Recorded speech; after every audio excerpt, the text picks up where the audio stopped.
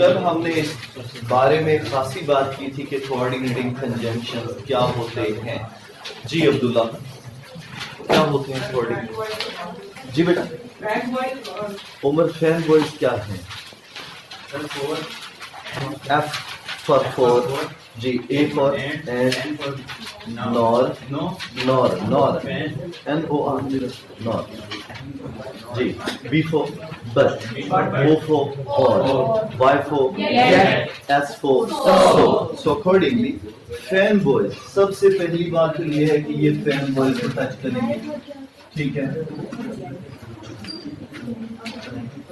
Fan boys, अगर मैं दोबारा से इसको थोड़ा सा एलेबरेट करने जा रहा हूँ बच्चों, फॉर होता है, ए फॉर एन होता है, एन फॉर नॉर होता है, बी फॉर बच होता है, ओ फॉर और होता है, वाई फॉर येट होता है, एस फॉर सो।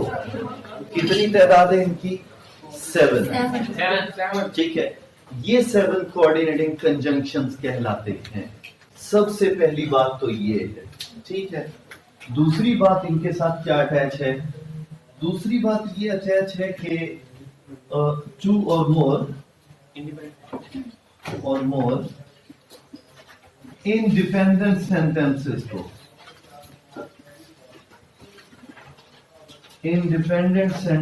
को कंजाइन करते हैं। To or more independent sentences are कंजाइंड,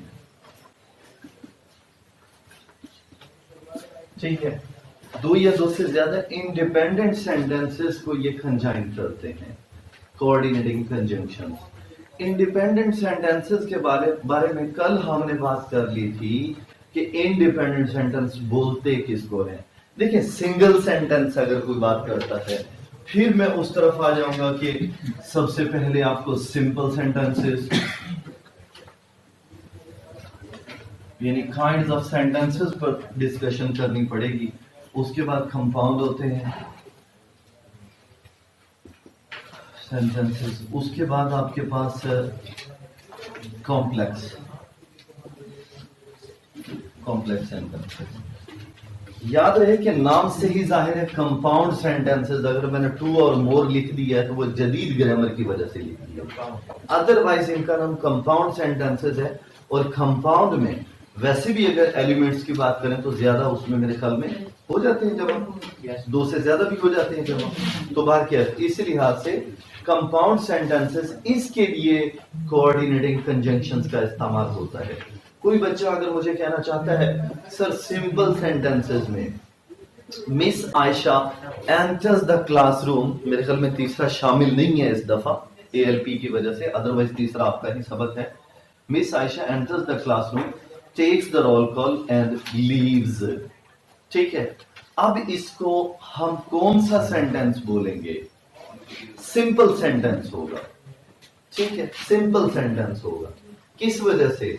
इसमें the doer of the action या सेंटेंस की तादाद एक है, ज्यादा नहीं है। कुछ बच्चे अगर ये कह रहे हैं कि इसमें enters the classroom, takes the roll call and leaves, 3 verbs मौजूद हैं, तो वर्ब्स जितने भी हों इससे फर्क नहीं पड़ता। Doer of the action, sentence किसको बोलते हैं? चले हम यही डिस्कशन कर लेते हैं। एक सेंटेंस क्या होता है? सब्जेक्ट प्लस वर्ब होता है या subject plus verb plus object होता है, राइट? इस तरह से कर आके होता है। अब अगर सब्जेक्ट प्लस वर्ब, जैसे मैं बात करता हूं, कल भी हमने गपशप की थी, life is short and time is fleeting या टाइम इज फ्लाइंग, ठीक है? अब इसमें लाइफ इज शॉर्ट एक सेंटेंस है, टाइम इज फ्लाइंग एक सेंटेंस है, प्रॉपर सब्जेक्ट है, प्रॉपर उसकी प्रेडिकेशन है, प्रेडिकेट बोलते हैं। प्रेडिकेट किसको बोलते हैं? एक और चीज में मैं घुसने जा रहा हूं, बेसिकली सब्जेक्ट के बाद जो भी चीजें आती है उसको प्रेडिकेट बोलते हैं। ये वैसे तकरीबन आखिरी चैप्टर्स में जाकर ये आप लोगों को चीज बतानी थी। ओवरऑल चले, सेंटेंस का तो पता है आपको। अगर दो सेंटेंसेस और दोनों इंडिपेंडेंट हों तो फिर हम कंपाउंड सेंटेंसेस के लिए कोऑर्डिनेटिंग कंजंक्शन यानी फैन बॉयज का इस्तेमाल करेंगे, अदरवाइज नहीं। एक बच्चा कहता है Miss Ayesha enters the classroom, takes the roll call and leaves, तो यहां पर एंड क्या है, या Mister Adnan and Mister Ali go to school, इसमें एंड क्या है मेरे बच्चों, मैंने compound sentences, two or more independent sentences are conjoined, मैंने ये बात की है कि दो सेंटेंसेस को कंजाइन करता है, दो वर्ड्स को तो नहीं बोला। ऐसा हुआ, चीज समझ आ रही है या अपने आप को समझा रहा हूं? सिंपल सी बात है, अगर दो सेंटेंसेस को एंड कंजाइन कर रहा है तो वो फैन बॉयज में से शामिल है, अदरवाइज नहीं। ठीक हो गया, क्लियर हुआ? उसके बाद नेक्स्ट चीज कॉम्प्लेक्स सेंटेंसेस की बात करते हैं। इन फैन बॉयज के अलावा जो भी हमारे पास कंजंक्शंस होंगे वो सबऑर्डिनेटिंग कंजंक्शंस के तौर पर होंगे।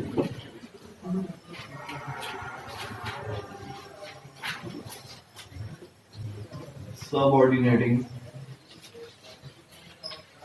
कंजंक्शंस। डियर स्टूडेंट्स, लफ्ज सबऑर्डिनेट का मतलब क्या होता है? सबऑर्डिनेटिंग से सबऑर्डिनेट है ये जी। सबऑर्डिनेट का मतलब क्या होता है? डिपेंडेंट। सबऑर्डिनेट डिपेंडेंट को बोलते हैं, ठीक है, ठीक है। कॉम्प्लेक्स सेंटेंसेस क्या होते हैं? कॉम्प्लेक्स का मतलब होता है जिसमें एक तो इंडिपेंडेंट सेंटेंस हो, बाकी डिपेंडेंट सेंटेंसेस हो। एक इंडिपेंडेंट सेंटेंस हो, बाकी डिपेंडेंट सेंटेंसेस हो। कल जैसे मैंने बात की, मैं आखिर ही लिख लेता हूं, because he was ill, because he was ill. अगर इसको पढ़ते हैं तो क्या आपको समझ आती है इसकी? नहीं आती। कौन है, किधर है, क्यों है, कैसे है, कई क्वेश्चंस पैदा होते हैं। सो अकॉर्डिंगली ये हमारे पास डिपेंडेंट सेंटेंस हो, ठीक है। अगर मैं इसके साथ ये शामिल कर दूं कि फला did not come to school because he was इल,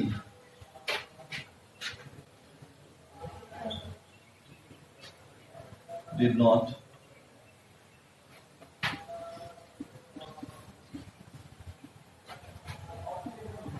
इसका मैं हिस्सा बना देता हूं इसे।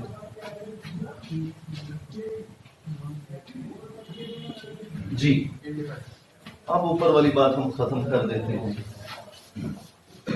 पहले तो इसके मीनिंग क्लियर नहीं हुए थे, बिकॉज ही वॉज इल, ठीक है, नहीं हुए थे। अब क्लियर हो रहे हैं कि Ali did not come to school because he was ill. He कौन था? अली था, ठीक है।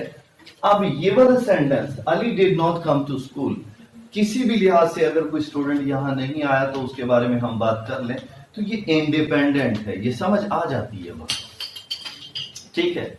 लेकिन अगर कंजंक्शन, सबऑर्डिनेटिंग कंजंक्शन बिकॉज लगा दिया जाए, बिकॉज ही वॉज इल, ये डिपेंडेंट सेंटेंस है। इस सेंटेंस को अपना मतलब पूरा करने के लिए इसकी जरूरत पड़ती है। जब मैं life is short and time is flying की बात करता हूं तो लाइफ इज शॉर्ट जब बोलता हूं तो इसको जरूरत नहीं पड़ती टाइम वाले सेंटेंस की। समझ आइए? क्लियर हुआ? तो इसी लिहाज से Ali did not come to school because he was ill, इसमें ये डिपेंडेंट है। याद रखिएगा, जिसमें सबऑर्डिनेटिंग, जो सबऑर्डिनेटिंग कंजंक्शन से स्टार्ट होगा वो क्या होगा? डिपेंडेंट सेंटेंस होगा, ठीक है। जो सबऑर्डिनेटिंग कंजंक्शन से स्टार्ट होगा वो डिपेंडेंट सेंटेंस होगा, और उससे पहले वाला या आखिर वाला भी हो सकता है, वो इंडिपेंडेंट होगा। ये कॉम्प्लेक्स सेंटेंसेस में एक इंडिपेंडेंट सेंटेंस होता है, बाकी डिपेंडेंट होते हैं, ठीक है। अब हम इधर बात करते हैं जल्दी से। He ran fast, he missed the train. He ran fast, but he missed the train. दोनों सेंटेंसेस को देखें, he ran fast, ठीक है, he missed the train, दोनों इंडिपेंडेंट सेंटेंसेस हैं। सो फैन बॉयज में से but का इस्तेमाल होगा। He ran fast, but he missed the train. Wait till I return, ये खासा इंपॉर्टेंट है, अक्सर आ जाता है ये। Wait till I return, subordinating conjunction का इस्तेमाल होगा। ये फिर कभी हमें इंशाल्लाह टाइम मिलेगा तो फिर आपको इलेटिव कंजंक्शन, क्युमुलेटिव कंजंक्शन, कॉपुलेटिव भी बोलते हैं उसे, और डिसजंक्टिव ये वाले इंशाल्लाह फिर आपको पढ़ा दूंगा, वो सबऑर्डिनेटिंग कंजंक्शन में आते हैं। Wait till I return, work hard, एक minute, you should fail, should plus first form जब आती है तो लेफ्ट का इस्तेमाल होता है। ये हमने करेक्ट फॉर्म ऑफ वर्ब में पढ़ा हुआ है। क्या करेक्ट फॉर्म ऑफ वर्ब में पढ़ा हुआ था कि जब आपके सेंटेंस के अंदर लेफ्ट का इस्तेमाल हो जाए तो ये शुड प्लस फर्स्ट फॉर्म लेगा, ठीक है, फर्स्ट फॉर्म लेगा। ये तरीकाकार है करेक्ट फॉर्म ऑफ वर्ब के हवाले से। इसमें उसने लेस्ट ही हमने लगाना था, so accordingly should plus first form की वजह से हम लेस्ट लगाना था। Work hard lest you should fail, LEST lest. I did not come because you did not invite me, ये इसे इलेटिव यानी रीजनिंग वाले सेंटेंसेस बोलते हैं। Because you did not invite me, I did not come because you did not invite me, because का इस्तेमाल होगा। You will get a prize if you deserve it, if you deserve it, ठीक है। ये conditional sentences जो होते हैं, conditional sentences, ये भी आपके पास सबऑर्डिनेटिंग कंजंक्शन इस्तेमाल किए जाते हैं। इफ जो है ये सबऑर्डिनेटिंग कंजंक्शन, ठीक है, और इसमें एक डिपेंडेंट होता है और एक इंडिपेंडेंट होता है, ठीक है। तो इफ वाला जो क्लॉज होता है वो डिपेंडेंट होता है, ठीक है, ओके। तो इफ का इस्तेमाल होगा। उसके बाद dear students, use of present and past participle.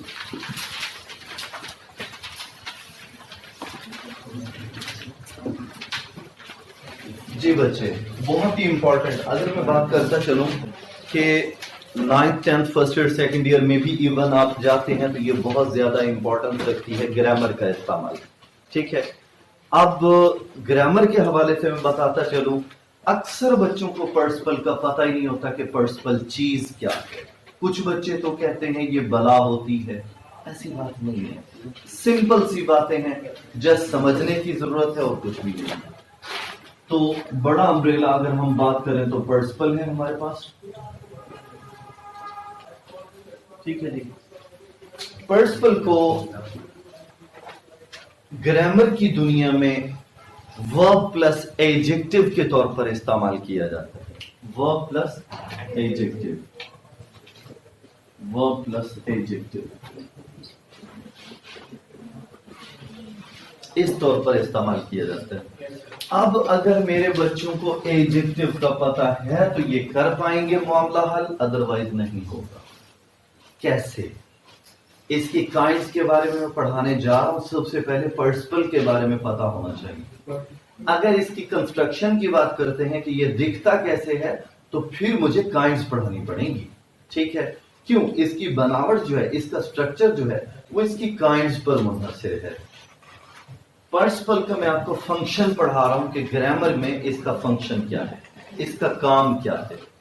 Verb plus adjective, याद रखें, याद करें, जब मैंने आपको इन्फिनेटिव और जेरेंट पढ़ा दिया मेरे ख्याल में, इन्फिनेटिव और जेरेंट, तो गालिबन शायद आप लोगों को पढ़ा दिया होगा। इन्फिनेटिव 2 प्लस फर्स्ट फॉर्म जो होती है, Geraint first form plus ING होती है, वो वर्ब प्लस नाउन के तौर पर बिहेव करते हैं। वर्ब प्लस नाउन के तौर पर बिहेव करते हैं। पार्टिसिपल की बात करूं, वर्ब प्लस एडजेक्टिव के तौर पर बिहेव करता है। अब वैसे सिंपल में बात कर रहा हूं कि एडजेक्टिव हम किसको बोलते हैं। चलिए यूं बता दें, कौन सा क्वेश्चन अराइज होता है इसके लिए? शाबाश, वेरी वेल डन। विच का क्वेश्चन अराइज होता है, ठीक है। जब मैं बोलता हूं फॉर एग्जांपल गुड बॉय,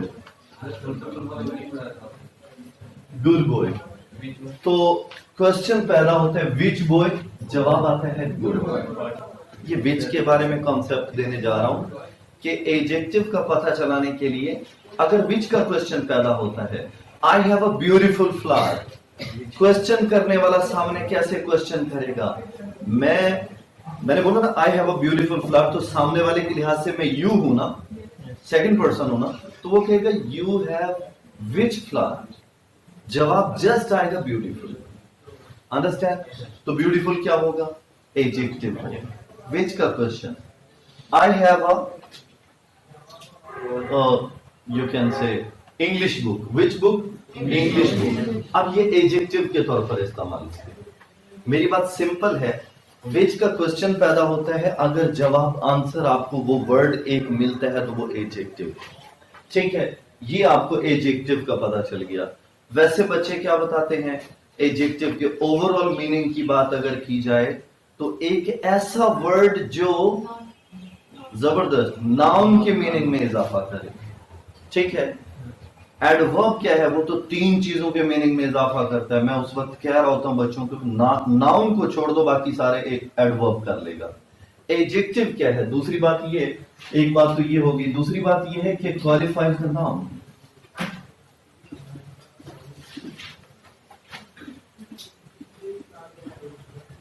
अच्छा, ये वर्ड भी कभी कभी मेरे बच्चों को परेशान कर देता है, क्वालिफाइज, यार पता नहीं क्या अजाब है। मैं लिख देता हूं कि मॉडिफाइज। अच्छा, इस पर भी परेशान हो जाते हैं। मॉडिफाइज क्या मतलब, मॉडिफाई करना, उसके मीनिंग्स को एनहांस करना, उसके सिंप्लीफाई मतलब उसके मीनिंग को change. Basically word modification is equal to change. ठीक है, तरमीम, रद्दोबदल। तो मीनिंग अगर तब्दील हो गए नाउन के, अब नाउन तो चेंज नहीं होगा। फॉर एग्जाम्पल, एक हमारे पास नेम है कोई, फ्लावर कर लें, फ्लावर नेम है, ये तो तब्दील नहीं होने वाला। क्या होगा, इसके मीनिंग तब्दील होंगे। पहले सिंपल फ्लावर था, मतलब जस्ट फ्लावर, मैंने बोला आई हैव अ फ्लावर। अब मैं बोलता हूं I have a beautiful flower. Which flower, beautiful. पहले वाली शर्त पूरी हो गई।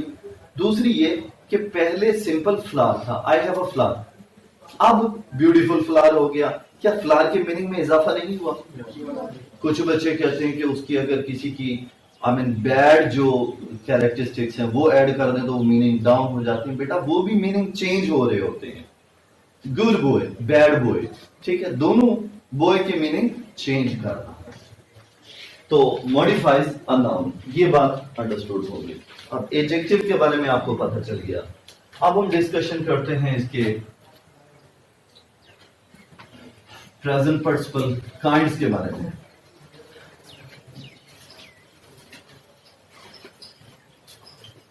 प्रेजेंट पार्टिसिपल जी बच्चे, और दूसरा हमारे पास होता है पास्ट पार्टिसिपल। पास्ट पार्टिसिपल जी, जहां तक फंक्शन की बात थी वो तो हमने डिस्कस कर ली, क्या वर्ब प्लस एडजेक्टिव के तौर पर बिहेव करेगा। अब जस्ट एक चीज रह गई है जिसके इंतजार में आप बैठे हैं कि प्रेजेंट पार्टिसिपल दिखता कैसे है, पास्ट पार्टिसिपल दिखता कैसे है, बस ये बात रह रही है। तो उसके लिए भी मैं आपको इंतजार नहीं कराता। First form plus ING, first form plus ING.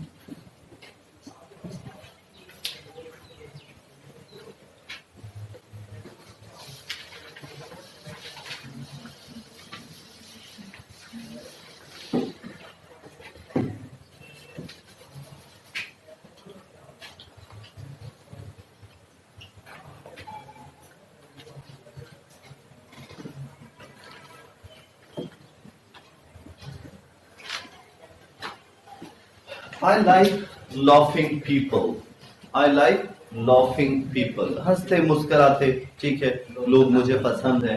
I like आपका सब्जेक्ट है, उसके बाद वर्ब है, ऐसे है ना। कौन सा टेंस है, इससे पता चलेगा, प्रेजेंट इंडेफिनिट है। ठीक हो गया। Which people, क्या जो जवाब एडजेक्टिव की शक्ल में आपको मिला है वो आईएनजी फॉर्म की शक्ल में है? अगर है तो वो प्रेजेंट पार्टिसिपल है। समझ आ रही है?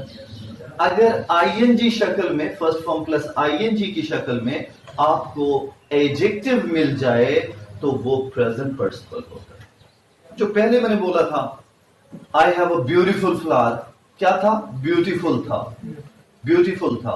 क्या इसको प्रेजेंट पार्टिसिपल बोल सकते हैं? कभी भी नहीं। वो क्या होगा, वो सिंपल एडजेक्टिव है।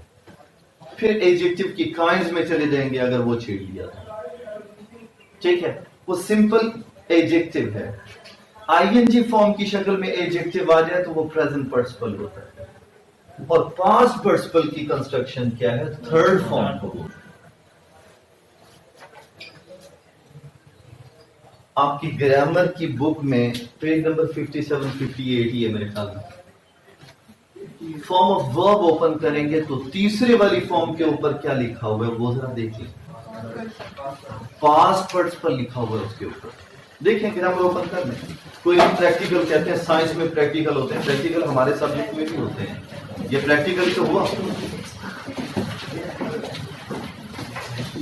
जी, जल्दी से देख लें, शाबाश। चल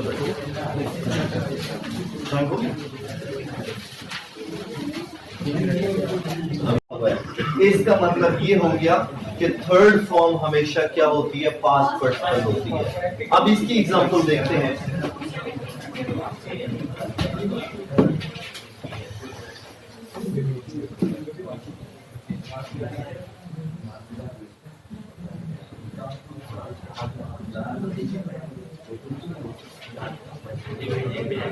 I do not like burnt bread. Which bread? क्या burnt तीसरी फॉर्म है? burn, ठीक है, तीसरी फॉर्म है। Which bread? burnt। अब ये थर्ड फॉर्म की शक्ल जो which का क्वेश्चन दे रही है, ये आपके पास पास्ट पार्टिसिपल। अंडरस्टैंड? इसके बारे में वाज़ेह करता चलूं कि तीसरी फॉर्म जहां जहां आपके पास मिल रही है वो पास्ट पार्टिसिपल होता है। ज्यादातर कोशिश यही ग्रामरियंस की होती है कि वो आपको एडजेक्टिव के तौर पर बिहेव करवा दें। ठीक हो गया। ओवरऑल अगर इसकी बात करें फर्स्ट फॉर्म प्लस आईएनजी की, तो मैं थोड़ा सा वाज़ेह करता चलूं। ING, first form plus ING, तीन तरह का इस्तेमाल है।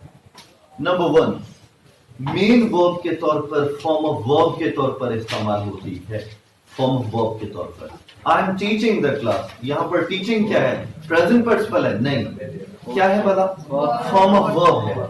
दूसरी इसका इस्तेमाल फर्स्ट फॉर्म प्लस आईएनजी का जेरेंड के तौर पर इस्तेमाल होता है। टीचिंग इज माई हॉबी, जब हम जेरेंड पढ़ेंगे तो ये आप पर वाज़ेह हो जाएगा। टीचिंग इज माई हॉबी, शुरू में इंग्लिश का क्या होता है? Teaching is my hobby. चलिए, इज वर्ब है तो वर्ब से पहले क्या चीज आती है? सब्जेक्ट आता है। सब्जेक्ट आता है तो जेरेंड बेसिकली नाउन के तौर पर बिहेव करता है। सब्जेक्ट क्या होता है? या तो नाउन होता है या प्रोनाउन होता है।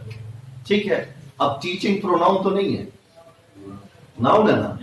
अब जब नाउन आईएनजी फॉर्म की शक्ल में हो तो इसे जेरेंड बोलते हैं। ये वैसे बता रहा हूं, जब पढ़ेंगे तो इंशाल्लाह हो जाएगा। ठीक है, अब तीसरा इस्तेमाल इसका प्रेजेंट पार्टिसिपल का होता है। I like playing people, I like laughing people, I like क्या कहना चाहिए, गैलपिंग हॉर्सेस। ठीक है, इस तरह के आप कई सेंटेंसेस बना सकते हैं। क्वेश्चन वही पैदा होता है, which people laughing. ING form की शक्ल में है तो ये प्रेजेंट पार्टिसिपल होगा। इसमें जरा ट्राई करते हैं, अगर आपको समझ आई है तो। Underline the participle in the following sentences. He was so shocked after the accident that he could not speak. Shocked क्यों है जी मेरे बच्चे, बताएं, शॉक्ड क्यों है? खामोश होइएगा, सुनिए। पास्ट पार्टिसिपल कैसे है? थर्ड फॉर्म कैसे है? नहीं, ईडी दूसरी फॉर्म भी होता है। दूसरी फॉर्म भी तो होता है सर, क्योंकि ये एडजेक्टिव है। चलिए, ये बात भी बिल्कुल ठीक है, इससे इनकार बिल्कुल नहीं है, एडजेक्टिव है। वाज का इस्तेमाल होगा। वेरी वेल, जबरदस्त, good. Is, am, are, was verb के साथ हमेशा तीसरी फॉर्म का इस्तेमाल होता है। सिंपल बात ये थी। ठीक है, तो शॉक दूसरी फॉर्म, जैसे प्लेड है, आई प्लेड क्रिकेट, आप कहते हैं ईडी आया हुआ है, दूसरी फॉर्म, ये दूसरी फॉर्म है। Cricket was played by me, was played, was के साथ अगर ED form, I mean ED form से मेरा मतलब लेना देना नहीं है, वॉज के साथ हमेशा या तो तीसरी फॉर्म आएगी या चौथी फॉर्म आएगी। चौथी फॉर्म क्या हो? फर्स्ट फॉर्म प्लस आई। ठीक है, या तो हो सकता है I was playing the cricket, I was playing cricket, या क्रिकेट वॉज प्लेड। अब ये प्लेड आईएनजी फॉर्म तो नहीं है, पहले अकल ही बैठे हुए हैं ना, आईएनजी फॉर्म तो नहीं है। अब जाहिर सी बात है ये तीसरी फॉर्म है। कोई बच्चा कहता है सर जी ये दूसरी नहीं हो सकती, नहीं हो सकती। क्यों? फॉर्मूला क्या है? Is am are was verb के साथ या तो तीसरी फॉर्म इस्तेमाल होती है या आईएनजी फॉर्म इस्तेमाल होती है। तो शॉर्ट इस वजह से ये थर्ड फॉर्म है कि इससे पहले वॉज आया हुआ, ठीक है। हेल्पिंग वर्ब पकड़ना पड़ता है। He was so shocked after the accident he could not speak. The galloping horse. Which horse? Galloping. अक्सर बच्चे मुझे कहते हैं सर scared भी इसमें past participle है। Galloping क्या हुआ? Present participle हुआ। ING फॉर्म है ना, प्रेजेंट पार्टिसिपल हुआ। बच्चे कहते हैं scared भी क्या है? past participle है। क्या हुज़ैफा है ऐसा? Yes sir. Scared past participle है आपके मुताबिक? नहीं, ये तो हम सायों ने बोला ना, आप बताएं। अब्दुल वहाब? नहीं है। क्यों? ये सेकंड फॉर्म है। स्केयर्ड सेकंड फॉर्म है। The galloping horse scared the child. The galloping horse पूरा सब्जेक्ट है, स्केयर्ड क्या है? वर्ब है, ठीक है। इसके साथ इज एम और वॉज वर है? नहीं है। इसका मतलब ये कौन सी फॉर्म है? सेकंड फॉर्म है। अंडरस्टैंड? क्यों? स्केयर की दूसरी फॉर्म भी स्केयर्ड होती है, तीसरी भी स्केयर्ड होती है। फिर डिफरेंशिएट कैसे करें? सिंपल फॉर्मूला क्या? इज एम और वॉज वर के साथ तीसरी होती है, बाकी अगर कोई हेल्पिंग वर्ब नहीं है तो फिर दूसरी फॉर्म, क्योंकि दूसरी फॉर्म के साथ कोई हेल्पिंग वर्ब नहीं होता। तो इसलिए गैलपिंग जस्ट होगा ये प्रेजेंट पार्टिसिपल के तौर पर। मेरे बच्चे समझ आ रही है? ठीक है। तो गैलपिंग हमारे पास क्या होगा? प्रेजेंट पार्टिसिपल के तौर पर। I don't want that burn toast. Which toast? Burn. ये तो तीसरी फॉर्म ही होती है, बर्न बर्न बर्न, ठीक है। तो वैसे एडजेक्टिव के तौर पर उसने यूज कर लिया। Don't be frightened that dog doesn't bite. जी, फ्राइटेंड कैसे है Abdul Rafe? Frightened past participle कैसे? जवाहिरा बताएं, ये पास्ट पार्टिसिपल कैसे है फ्राइटेंड?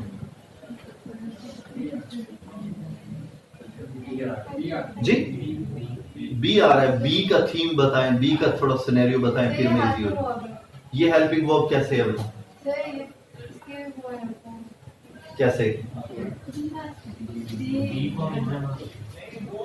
शाबाश, बिल्कुल जबरदस्त बात की है। बेसिकली जो रूट वर्ब होता है इज एम आर का, बेस वर्ब वो बी तो होता है। बी पहली फॉर्म बी कहलाती है, ठीक है। इज एम आर की जगह बी का इस्तेमाल हो जाना हेल्पिंग वर्ब कहलाता है। बी के बाद भी तीसरी फॉर्म का इस्तेमाल होता है। समझ आ रही है? लेकिन विल बी शैल बी की बात नहीं कर रहा। बी के बाद थर्ड फॉर्म। तो ये ऐसे ही है जैसे इज एम आर के बाद थर्ड फॉर्म है। तो डोंट बी फ्राइटेंड ये थर्ड फॉर्म है।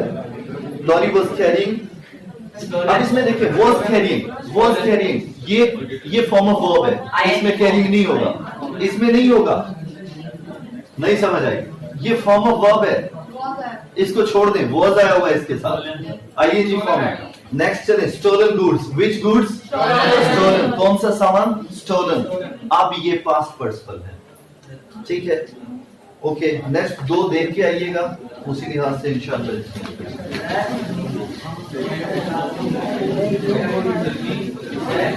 जी जी बेटा, हाँ जी।